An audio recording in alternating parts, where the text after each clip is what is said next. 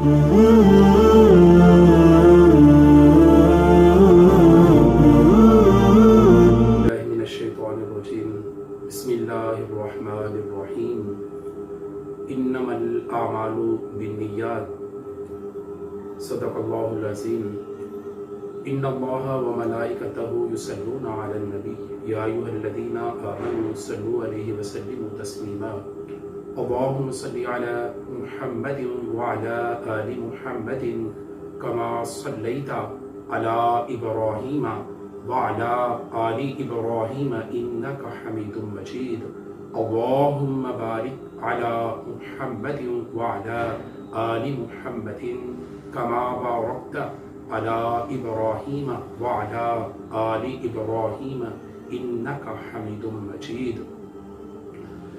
अल्लाह रब्बुल इज़्ज़त और उसके प्यारे हबीब सल्लल्लाहु अलैहि वसल्लम के फजल व करम से हाफिज़ नईम ऑफिशियल में खुश आमदीद।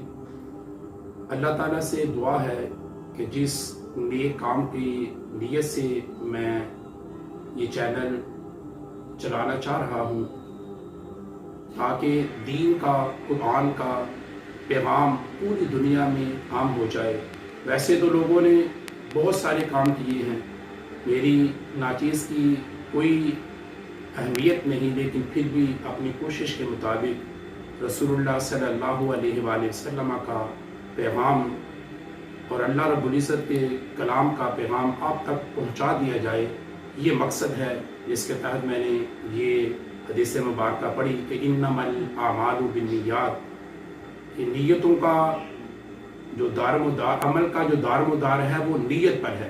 काम की नीयत अच्छी होगी तो उसका जो सिला है वो अच्छा मिलेगा। अगर नीयत ठीक ना होगी तो जिस कदर मर्जी काम कर लिया जाए उसका करना जो है वो फजूल है।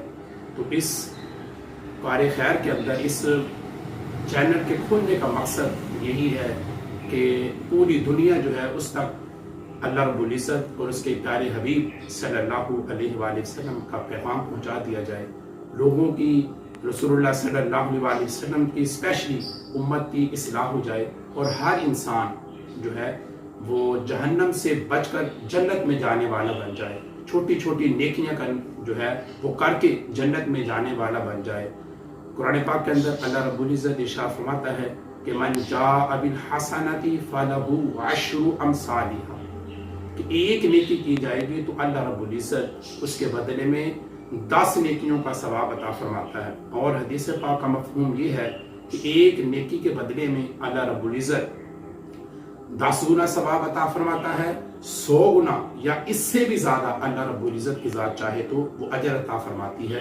तो असल मकसद जो है इसमें यही है कि हम सब जो है वो दीन पर चलने वाले बन जाएं, दीन इस्लाम को समझने वाले बन जाएं। और इसमें कोशिश की जाएगी कि मुख्तसर टाइम के अंदर जो है ऐसे कि अल कलामु मा कल्ला व दल्ला, कि मुख्तसर कलाम हो लेकिन ज़्यादा मानी पर दलालत करे, तो थोड़े टाइम के अंदर जो है वो ज़्यादा जो है आपको नफ़ा पहुंचाने की, कुरान और हदीस के हवाले से पहुंचाने की कोशिश की जाएगी।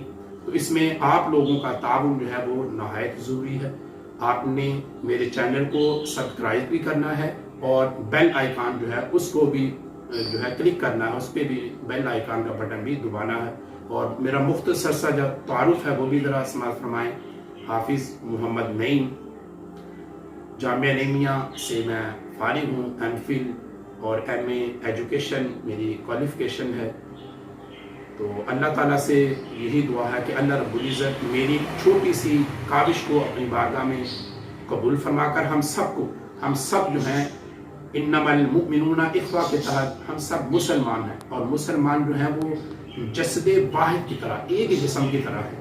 जब हमने ये कह दिया और हमने ला इलाहा इल्लल्लाहु मुहम्मदुर रसूलुल्लाह पढ़ लिया तो हम जसदे वाहिद की तरह हो गए, कि जिसके हदीस पाक के मफहूम के मुताबिक कि जिस्म के किसी एक हिस्से में तकलीफ होती है तो सारा जिस्म महसूस करता है।